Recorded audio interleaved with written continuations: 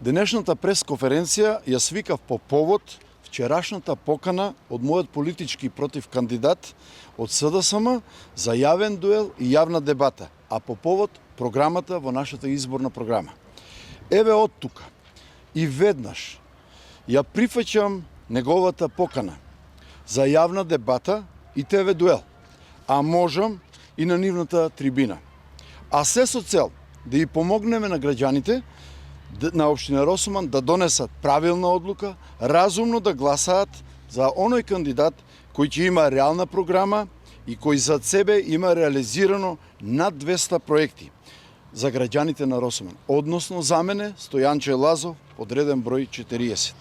Воедно од тука да им предочам, односно да ги подсетам, дека овде на ова место, каде што ја одржаа јавната трибина, старото училиште, се е направено во време на мојот мандат, а е еден од оние 200 проекти за кои стоам јас.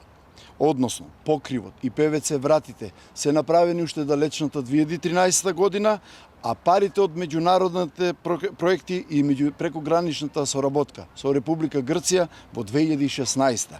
Овој проект требаше да се реализира во 2018 година, но стана промашен проект од сегашниот градоначалник, па се надевам дека Стојанче нема да оди по неговите стапки.